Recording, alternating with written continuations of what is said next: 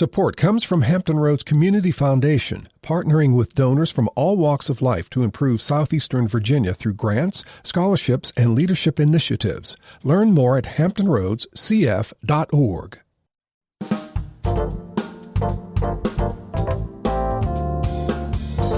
I'm Barbara Ham-Lee. From time to time on Another View, we like to introduce our listening audience to outstanding African-American leaders in spaces many people are surprised they occupy. Take philanthropy, for example, particularly in the major donor space. Who is the one to make the ask of people who are able to give multiple thousands of dollars to an organization? Traditionally, white women and men are major gift officers, but that's changing. Today on Another View, we introduce you to 3 African-American women who are making a difference and changing the narrative of philanthropic work in Hampton Roads. Stay tuned. Another View will be right back after this national, regional, and local news from NPR and WHRO News.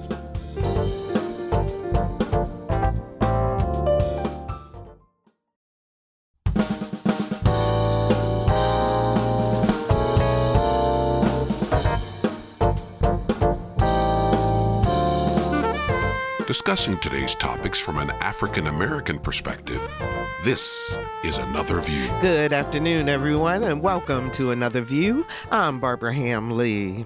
Today's Another View is about accomplishment, the journey, the struggles, the triumphs, the future.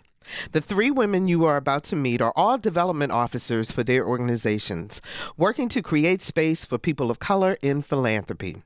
Stephanie Cuffey is Development Giving Officer with the Macon and Joan Brock Virginia Health Sciences at Old Dominion University, formerly known as Eastern Virginia Medical School, or EVMS. Girl, that's a title. Yes, it is. Yes, it is. Welcome, Stephanie. Thank you for having me.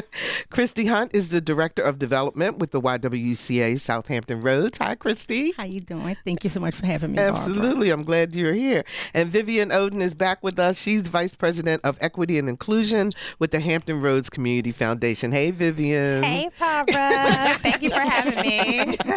So, ladies, I am so excited about doing this show. Number one, because I know all 3 of you personally. I will let you know that, audience.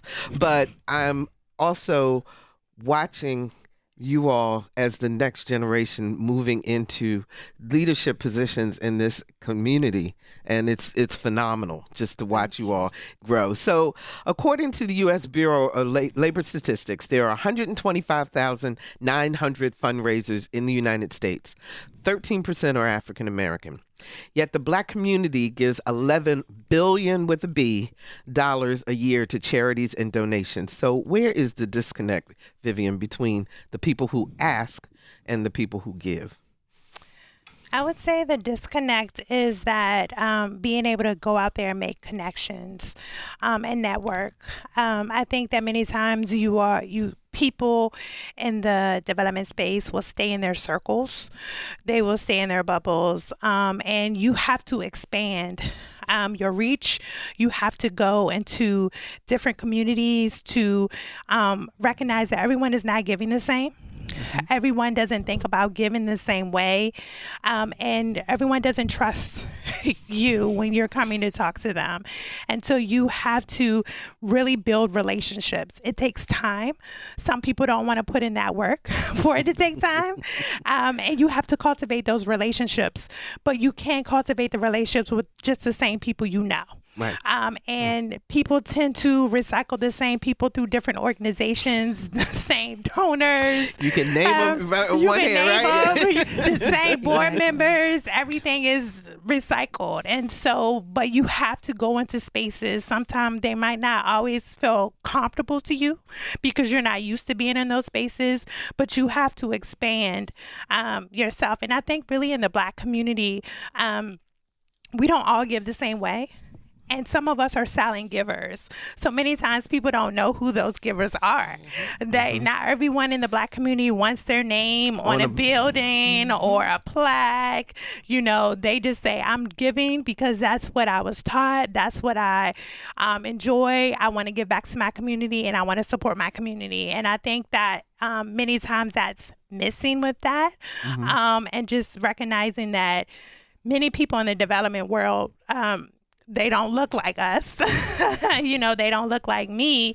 And so, but that's a lot of times that we don't get into the space out of college because we don't know about the development world. And speaking about that, because of all three of you, I want to hear each of your stories because none of you started in philanthropy. In terms of your career. So Stephanie, let's talk with you. You're the youngest, if you will, of the job of tenure in the position because you just started at the Macon and Joan Brock, that title. Yes. The Macon and Joan Brock Virginia Health Sciences at Old Dominion University, we can call it Brock VHS. Brock VHS. Okay. Yes. All right. Let me write that down. But go ahead. Tell us where were you prior to? So prior to joining the team, which as recently as last Friday, April the 25th. Yes, was my first day. But I was at the Food Bank of Southeastern Virginia and the Eastern Shore as the donor engagement officer. I was in that role for about a year. Mm-hmm. During that time, I became close with Christy and Vivian, just because of us being in the same circles. But like what Vivian kind of tapped in on, I think the cultivation and building those relationships is so important, and building that trust because historically, you know, we give it to our church. We give to our schools, you know, but we are out in the community giving to organizations that we believe in. Now, we're now seeing more of us in these circles and asking to be, hey, help give to this research or give. And it's important. I love being a part of my organization because we're being intentional about having spaces and having those tough talks. Just in this 1 week, I've been to a couple different training sessions where we're having the talks of what the climate is looking like, what this world is looking like. So it's important. And before you even got into philanthropy, you know, you were a stay-at-home mom. Yes. You raised your daughters. Yes. I mean, what made you decide that this was a direction for you? Yes, thank you. So, and it's amazing because a few years ago that was my story. I was a stay-at-home mom. So, but I took pride in that. So early on, in my marriage, my husband and I decided that I would stay home and take care of our girls. He was able to work on his education, on his career, and build while I stayed and took care of our girls. Active in the PTA, active in Girl Scouts, active in Jack and Jill, active in my sorority. So therefore, it helped me to be in the community, right? Along with that, I was volunteering with his job, giving back to the JT Walk, helping ALS. So we did things in the community which built my platform. My degree was in health service management. So to now be working on the campus of EVMS, it's almost like a full circle. Because as a youngster, I dreamed. I initially wanted to be a physician, but poor little Stephanie couldn't pass organic chemistry. I have given to every university in the state of Virginia. No one. Don't want to give that little B or A. Nobody will give you that. But the beauty of that is I tell my children dreaming and having faith. Because you never know, God always hears our dreams. He always knows our desires of our heart. And so therefore, to look at this, to be placed in, I started at the food bank as a volunteer coordinator.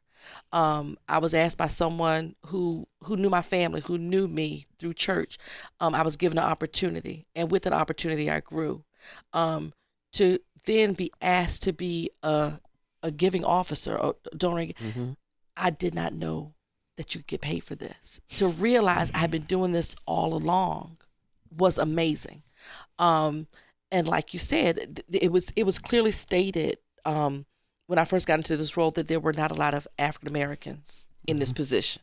There were not a lot of people that looked like us, that moved like us in this position. But then you realize, but we always give. You know, but we may not give the way you give. You know, we may not have certain tournaments or certain oyster roast or whatever the different things we give in different ways, chicken dinners. You know, we historically our church communities, they had giving circles where we had to keep the lights on or we had to pay for so and so to go to college. So we gave differently, but we still gave. Exactly. But like I said, I think my journey in getting here staying at home with my children, being active in the community, it was building my resume, and I didn't even know that it was building my resume. I was being taught through my organizations how to be a leader, how to articulate in different circles. And I think one of my mentors in the community, she said it best about being a unicorn. Growing up in this area in Virginia Beach, knowing early on subconsciously how to navigate in the different circles, how to move, hey, I can, what's the new line dance? Boots on the ground. Boots on the ground. I can boots on the ground anybody, but yet I have no rhythm, but I can still pretend in my method I'm doing it.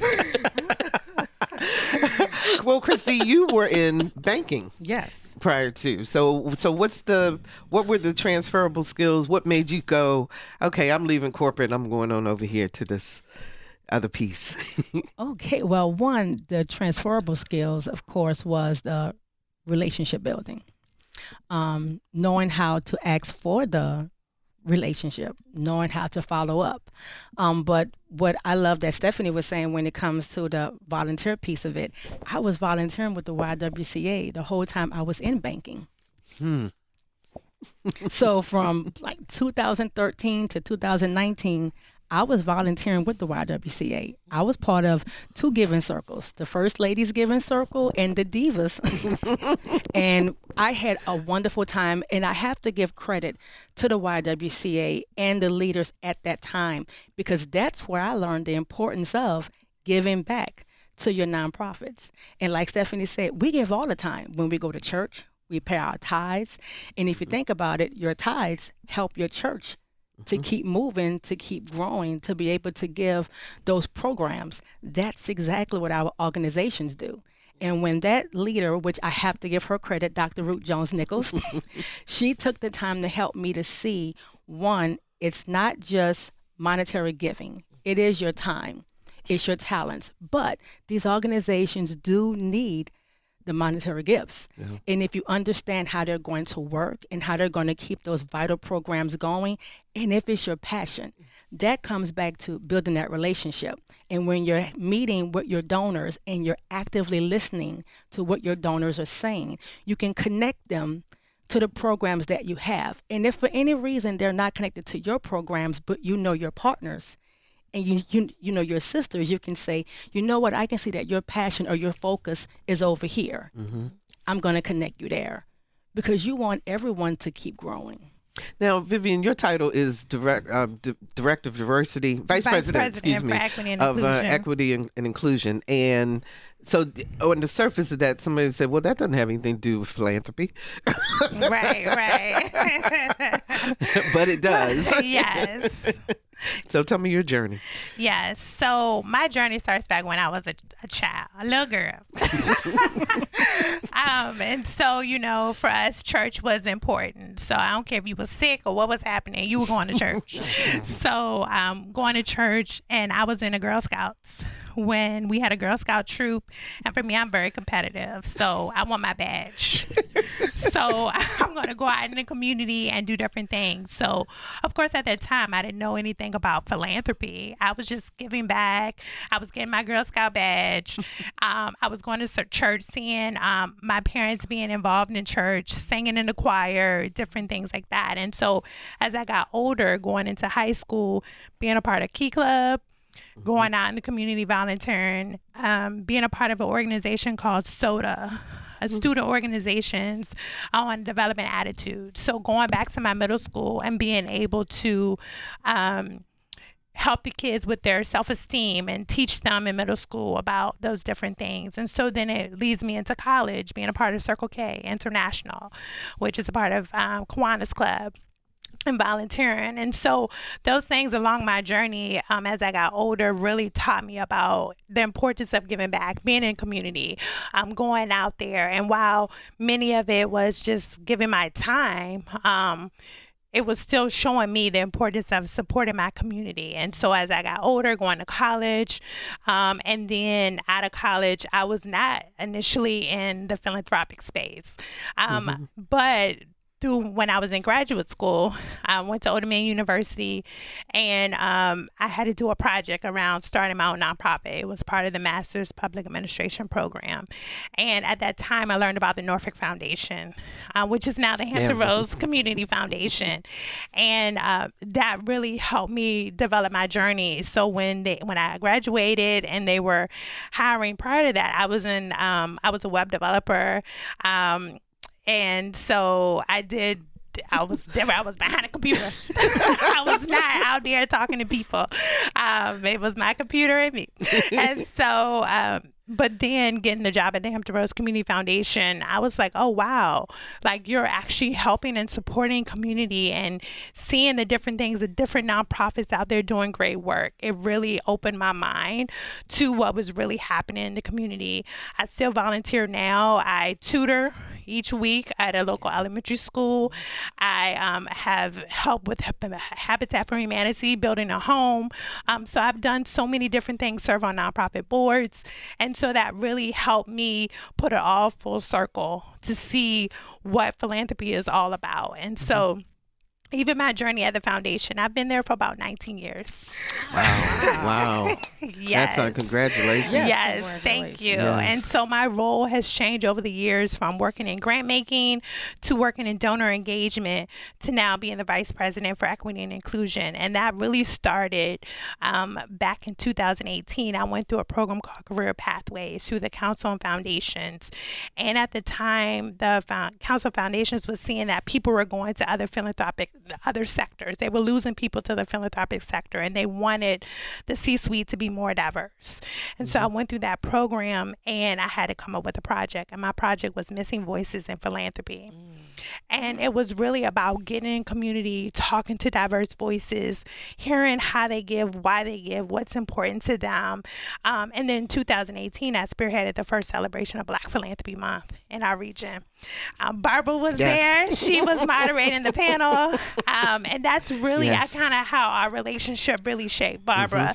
And just her being my mentor over the years and just supporting me and helping me has been very instrumental. And so that has really helped to shape my journey, really all that work in 2018 and kind of bring me full circle to really supporting and actually going out in community and engaging community. So I'm curious as to whether or not you all feel, since there are so few African American people in the philanthropic space, when you're there, when you're in your meetings and so forth, do you feel that it is incumbent upon you to always have to be the one to find the African American donor? Because I hear that a lot because I'm work through my company. I work through this space also where I hear, well, we don't know anyone in that community. And so, and it becomes kind of, well, you had to get to know X community and Y community, so do the same thing, for the Black community. But do you feel that it is your responsibility to have to be that voice always, or sometimes does it become resentful that you have to take that role? Let me start with you, Steph. I don't think the word is resentful. Okay.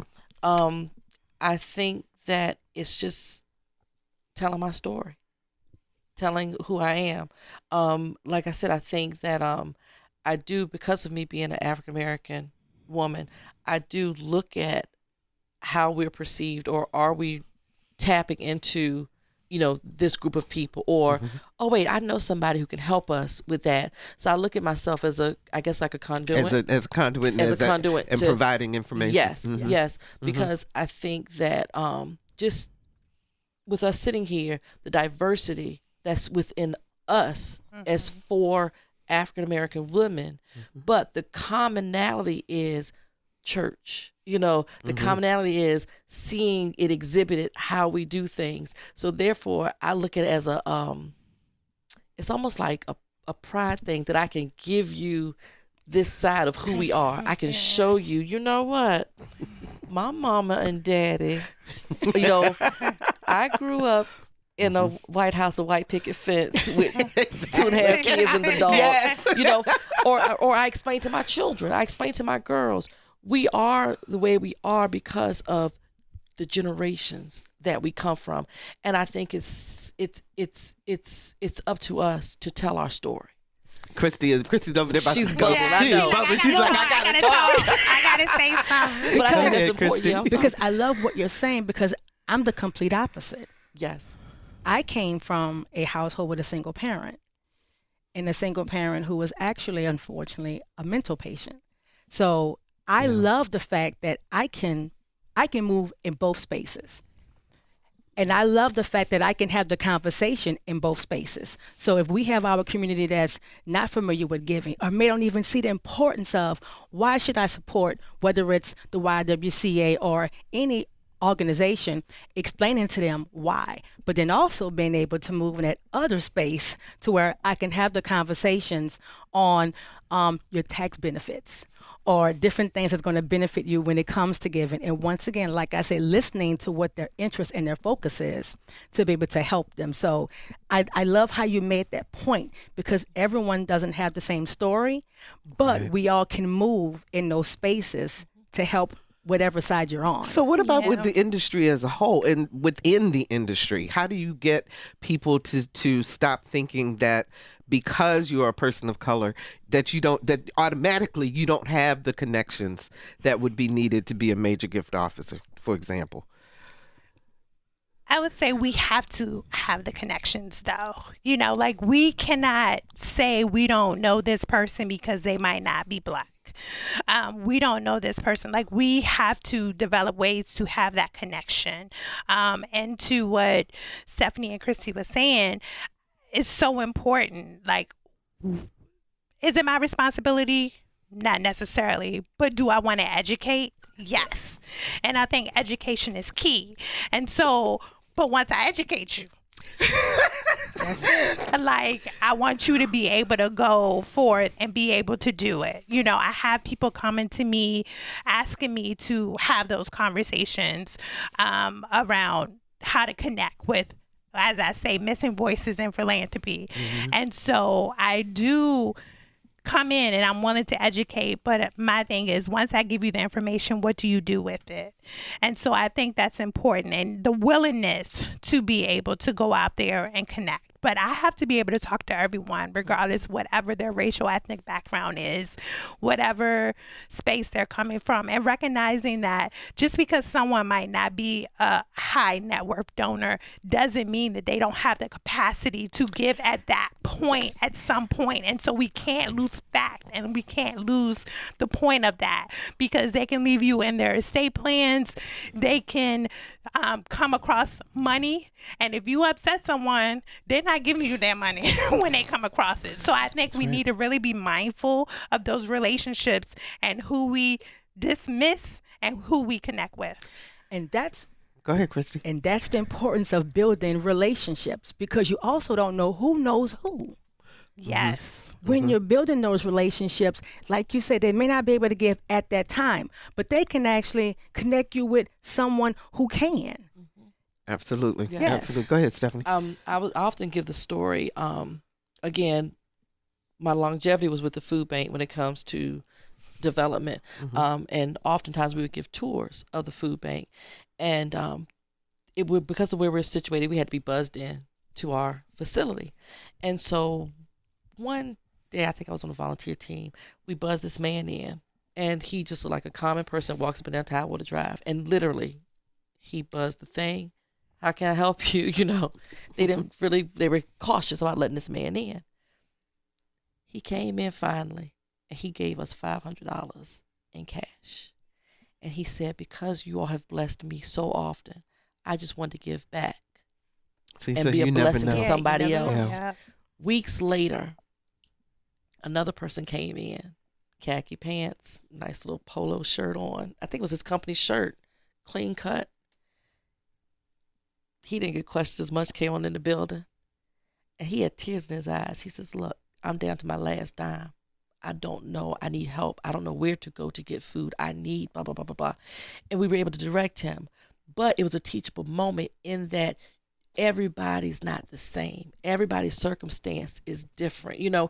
And again, you have to be able to listen and hear and be be intentional about your relationships with those people, because we just don't know. Exactly. And I'm glad you brought that up, Stephanie. I know when I was in the for-profit sector, the president and CEO of that particular company would go out there in the street with jeans on, some tennis shoes. I mean, you would think he just rolled out of bed and just was like, I'm going to throw something on and go out. But he had a lot of money. But people would never know that, because the way he valued money might not be how other people as flashy and things like that. So the point that you made is so important, that you have to be mindful of how you treat people and who you're talking to, because you don't know who's in front of you and what they have and the money they have. You cannot discount people because you never know. That can be that person that has $1 million that they just came across, or that they work to build. You don't know. What was the woman's name in, I think it was Louisiana or Mississippi? She was a domestic worker, and she wound up giving over $1 million to one of the colleges. I can't think of her name right now, but my crack producer will find it for me. But the point being, you don't know who's going to give. If you're just joining us, we're talking about Blacks in Philanthropy with Stephanie Cuffey, Giving Officer with the Macon and Joan Brock Virginia Health Sciences at Old Dominion University, which is formerly known as EVMS. Christy Hunt, Director of Development with the YWCA, Southampton Roads. And Vivian Oden, Vice President of Equity and Inclusion with the Hampton Roads Community Foundation. 757-440-2665 or 1-800-940-2240 are the numbers to call to join our conversation. Are you in the development space? And you're wondering, how do I rise up? How do I become even more impactful in that space? We'd love to hear your story. 757-440-2665 or 1-800-940-2240. What about when people say to you all, well, we can't find anybody of color to work in our organization? What's your response to that? Go ahead. Are you being Vivian. intentional? Yes. I think it's about being intentional and going out, stepping outside of the box that you're used to being in. And actually, there are groups out there that you can connect with. Black Brand, there's young professional groups, there's the Hispanic Chamber, there's the Asian Business Association. There are groups out there that you can connect with to let people know about your organization to be able to bring in. So my question to them is, are you being intentional, and what are you doing to find people? And also, then thinking of the variety of experiences that you all had to get to this space, being open to look at various skills. Go ahead, Christy. That's it.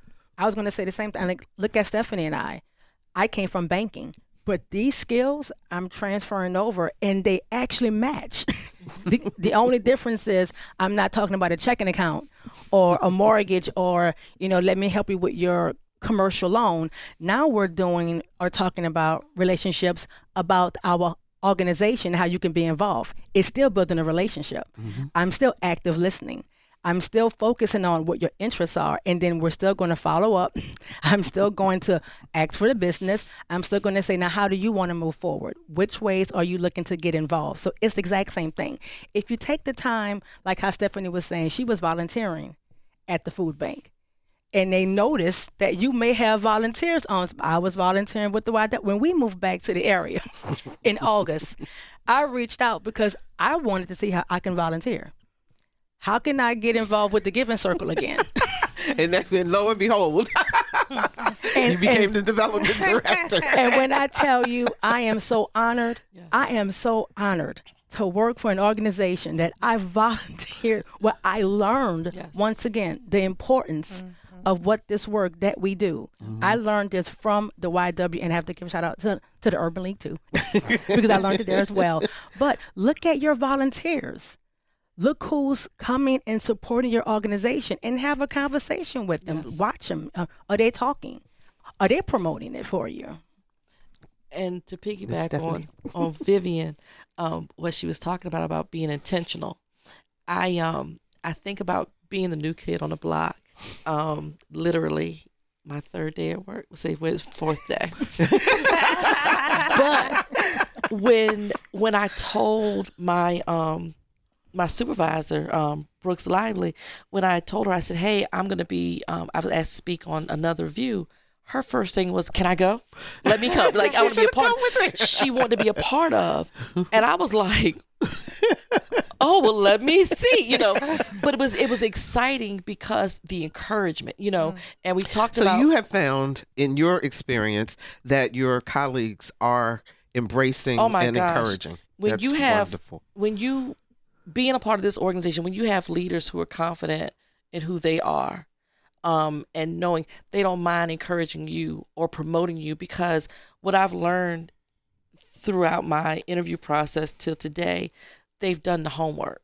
You know, they understand we're intentional about what we're doing in our space when it comes to development. We literally spent all day Monday in a training session. It was like, when I tell you, all of us, from our senior VP down to little old me and the staff, we spent all day learning about what philanthropy looks like in today's times. Yeah. So it's important. And I think support is really important, because you can bring the person in, but then if they don't feel like they have a place of belonging and they don't feel included in the organization, and they don't feel like you're willing to support them through their journey, that can be difficult for them, and then they leave. Yes. And then they go to another organization. Exactly. And so I think it's all not just about the recruitment part. It's about, once you get them there, how do you support them and along their journey. That's one thing I would say that working at the Hampton Roads Community Foundation, as far as my professional development and my growth, I'm seeing that over the years, being able to go through different programs to support my career growth to where I am today, has been very instrumental. But are they bringing in more? Are there more people coming in that look like you? Yes. Okay, that's good. And I was going to say, just when you look, I was just given our organizational chart yesterday. We have a very nice team. So you do have a nice a variety, a multicultural team. Yes, we do. And the beauty of it is, because I'm coming in as the two schools are collaborating, you know, we have the ODU side as well as the EVMS side, and to see the men, the women, people of color, it makes you feel good. And yours is kind of unique, Christy, because you have an African American CEO. Yes, which is different. Yes, and I have to say, when Michelle and I met, Miss Michelle Ellis Young, our fearless leader, I have to say, when we had that lunch and we were talking, and I was talking about, I want to start a giving circle, or if we don't have one, let's start one. And she was looking at me like, no, I got something up my sleeve. But she reminded me that you can do this, because I was thinking exact same. I was thinking, now where do I fall in here? This is banking. I came from banking, over 18 years in banking, but I love how she reassured me, just what these ladies are saying. You can do this. You have the skills. You emailed me, set up a whole meeting to learn how you can volunteer and start a giving circle. Yep. If that is not so she recognized the skills exactly. But I love how she's also, and how she also told me that you have you have something that I can't train. I don't have to train because you have the skills. But what I will do is help you on the side of that you still have to learn. And I was very honest when I was not this portion or this piece I don't know, but I want to learn, and I'm open to coaching so I can be better when it comes to this on an overall picture of it. Okay, so I told you Lisa's my crackpot. She's an awesome producer. Asiala McCarthy was a local washerwoman who became the University of Southern Mississippi's most famous benefactor. She donated $150,000 for African American students in need and became the university's largest African American donor in the University of Southern Mississippi's history. So again, a washerwoman, awesome. Somebody who, was taking in laundry. Yes. And when she passed, so you never know who's there. 757-440-2665 or 1-800-940-2240. Nicole joins us from WHRO in Norfolk. Hi, Nicole. Hey, Barbara. Hey, ladies. ladies. Hello. Hello. How are you? We're doing We're well. doing great. Doing well. And Awesome. another woman of color who works in philanthropy. Go ahead, Nicole. So I just wanted to say kudos to all of you that's in this space, that's out here talking, that's really running and really taking others with you because it is so needed. I'll tell you, when I first started in philanthropy years ago, over 20 years ago, I used to go to conferences and I would not see people that look like me. But today I see people that look like me. So we have moved the needle.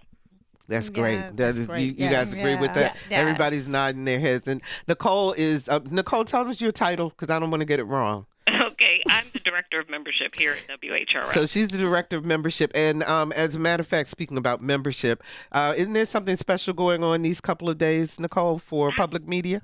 Absolutely. Today is Public Media Giving Days, and so it's a day that you can really be a champion for public media, for WHRO, make a donation, become a member, or come back to us if you were a member years ago. Okay. Thank you, Nicole, so much for the call. We appreciate that. And I'm going to give you ladies a chance to talk about your organizations in a little bit, too. But, Vivian, I want to come to you because you are in a very unique position because you've put to rest the prevailing belief that Black people do not have money. And that is, you started the Black Giving Circle at the Community Foundation. Tell us about Visionaries for Change and how that came about and how you guys are growing. Yes, my baby. I mentioned Black Philanthropy Month back in 2018, and Valeda Fullwood, who is a co-architect of Black Philanthropy Month, it started in 2011. Now it's a global celebration. Mm-hmm. She came. She was part of a panel discussion. Barbara, you moderated that discussion, and we had an exhibit for 2 weeks. The Solar Philanthropy exhibit that Valeda helped to create. A beautiful book of all about giving. Oh, my goodness. Yes. Yeah. And so we talked about just Black philanthropy in our region, but Valeda brought up her giving circle in Charlotte. And so after the program, I had conversation with someone in the Black community who was just like, this is wonderful, a giving circle. And so I continue to start having more conversations with people in the Black community to say, hey, would you like something like that here locally? Because, I didn't want to start something and there was no support. Mm-hmm. And so just hearing this. But just before you go on, explain if people don't understand what a giving circle is. Just so I want to make sure the audience understands what we're talking about. Yes. So a giving circle is a group of people coming together collectively, pooling their resources together to support a particular cause, community, something they care about. They all have the same intentions. And so that particular pool of money can be endowed or it can be non-endowed.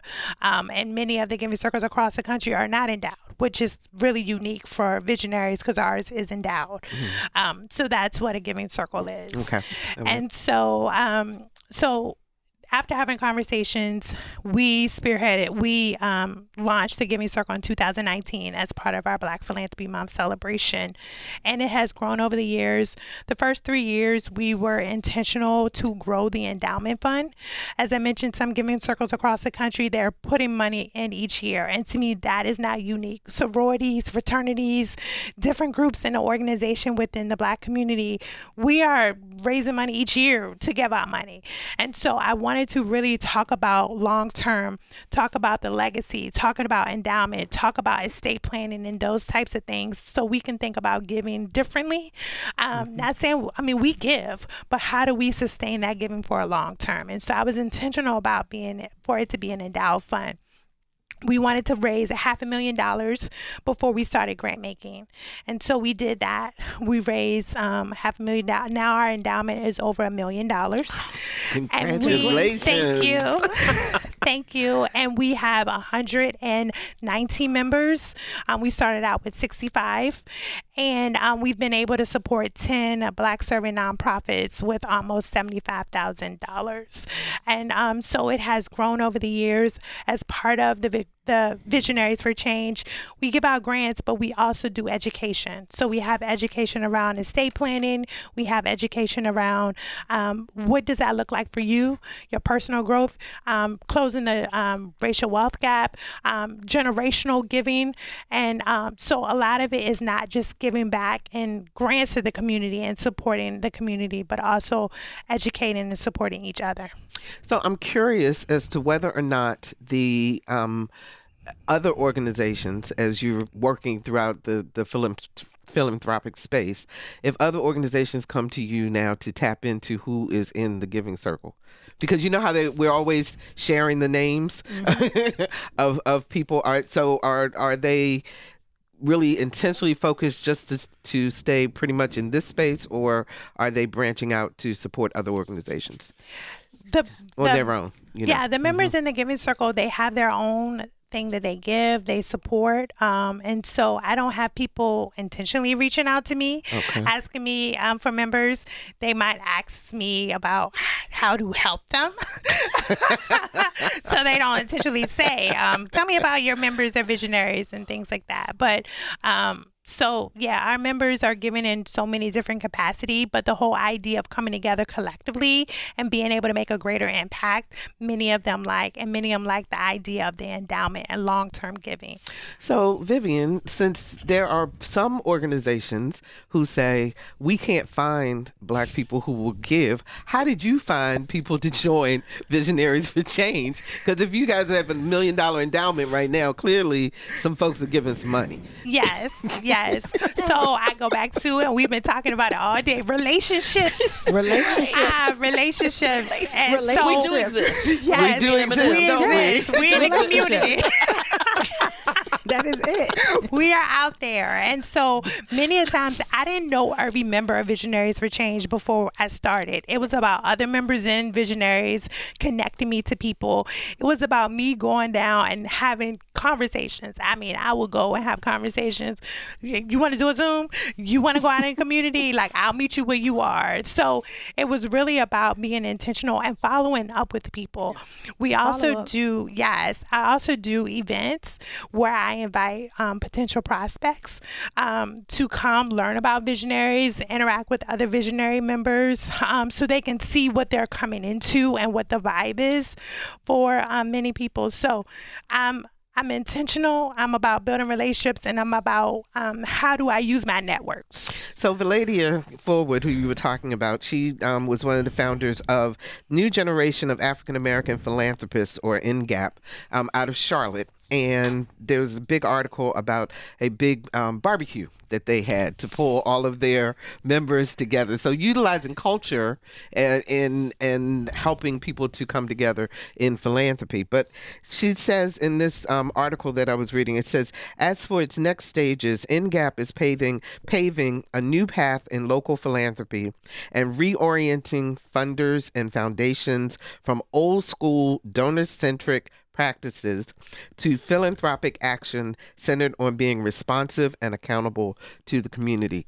Do you guys see that as what's happening here in Hampton Roads? Is that where we're going with philanthropy, or are we still in the old school donor-centric practices right now?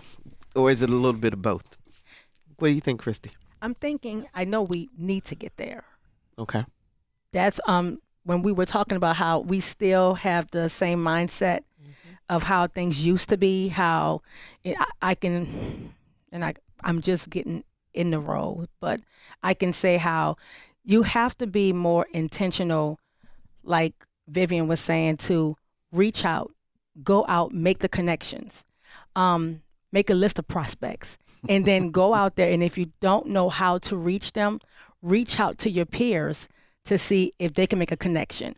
But then having the skills to be able to have the conversation to move the needle forward and not just assume it's going to happen because you're with a certain organization. Giving is different now. Honestly, your funds are different now. Yes. So that's the same for the donors too. So they really need to have someone educate them on what's happening and understanding what their focus is. So we're trying to get there. Okay, Stephanie, That was really good. pull your mic up a little bit so we can hear you. Yeah. I'm sorry. No, I really like the way you said that we're getting there. I think, like I said, being the new kid on the block, I think our story is a little bit different where I am, but knowing the story of Christy and the YW, knowing the food bank and where we are, I think that we're trying our best to get to that. Because you guys are, in particular, from a health perspective, working in community. So being responsive, philanthropic action centered on being responsive and accountable to the community. So it's not so much going after X donor, Right. as it is using your funds, pooling them together, helping, and being more community oriented. Yes. Is that, yes. What do you think, Vivian? Yeah, I mean, I think to just go off of what Christy and Stephanie said, I think we're getting there. I think some people have it, and some people are trying to learn and educate themselves on the best way they're doing that. But I really think it's really about meeting people where they are, and connecting people to their passions. And then, to your point, letting people know the impact of what they're doing in their gifts. Also, the next generation is coming up, and their way of philanthropy is totally different. They are grassroots, on the ground, they are social media.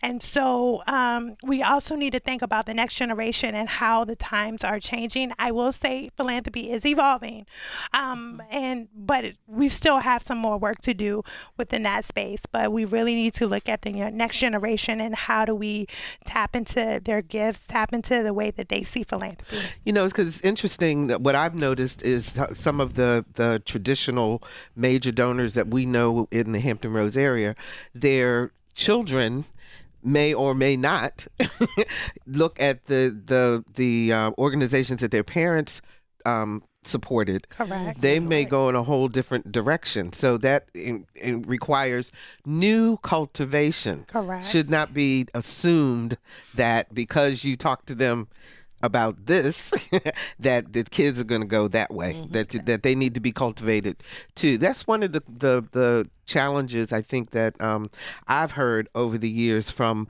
particularly from African American donors who always said, I want to be cultivated and courted just like other donors are cultivated and courted. Do you still hear that? Stephanie, do you see? Oh, yes. Oh, yes. I do. I'm just trying to think as you were saying that of a store or think of an example of cultivating donors. I can't think of something right off the top of my head, but you do see that in that. How can I say it? I don't know. Y'all help me out a little bit because I'm like, I was gonna say just with my banking experience, that's what we did. So I know the importance of when I reach out to Stephanie for a prime example, and I want to get to know her, and I would love for her to know where the YW is now.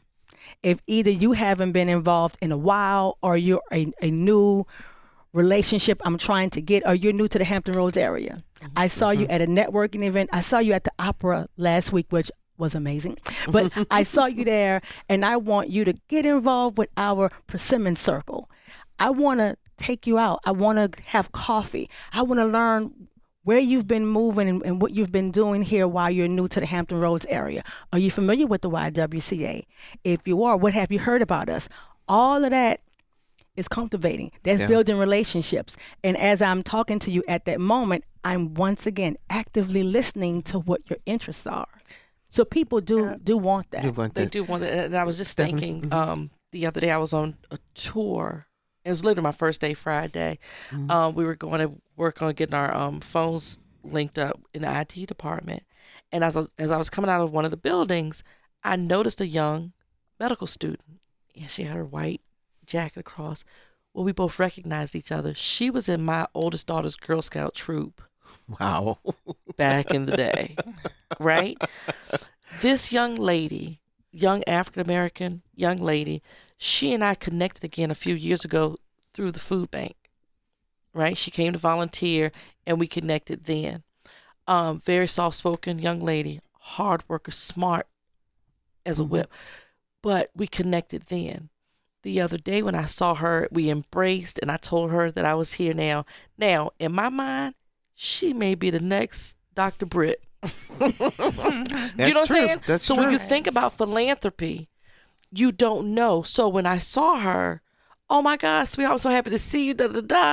Let me, like you said, let me cultivate this. Because, yeah, she's going through medical school right now, but we don't know who or where she's going to be. And she's going to remember the relationship. Absolutely. The touch. Okay, we got 3 minutes left, so I'm going to give each of you a minute to talk about your organization and how people can support. So I'll start with you, Vivian.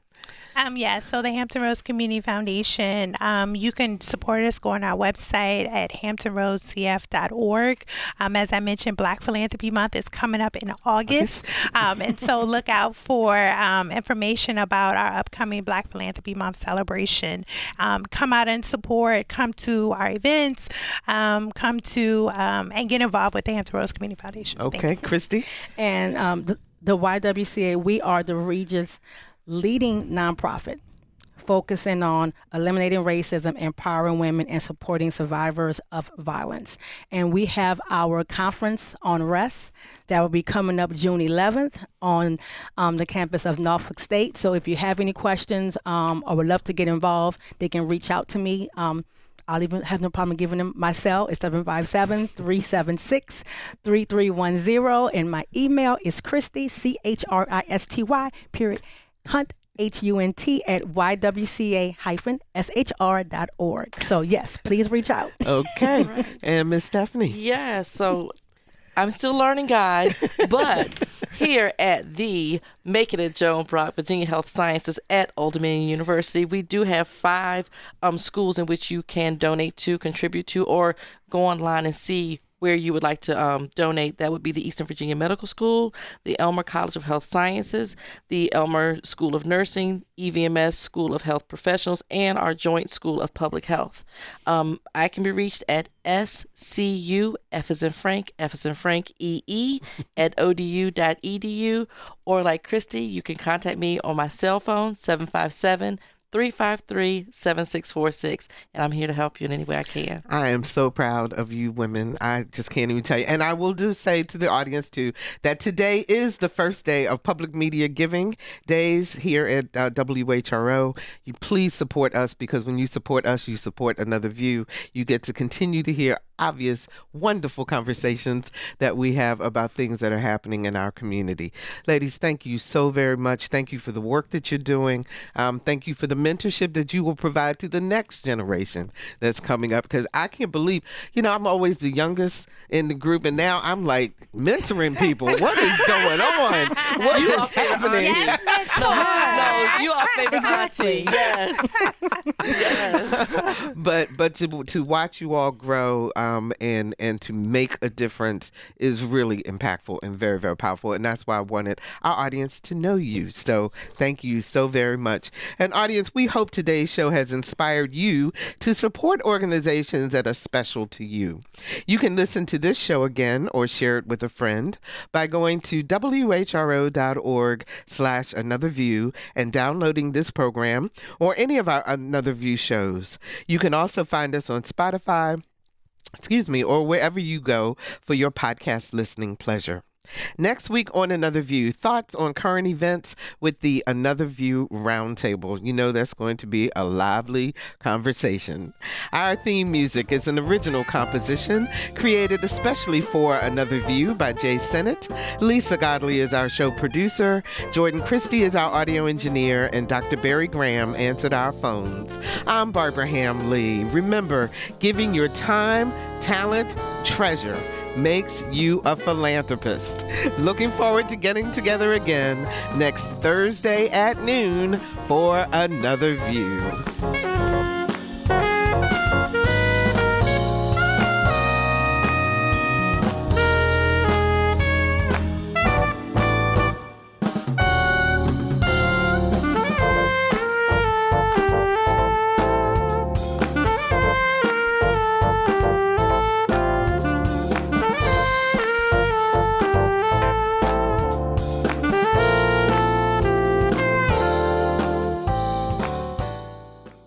Support comes from Hampton Roads Community Foundation, carrying out your charitable wishes forever, whether it's helping shelter animals, feeding the homeless, enhancing the arts, or supporting students. Learn more at leaveabequest.org.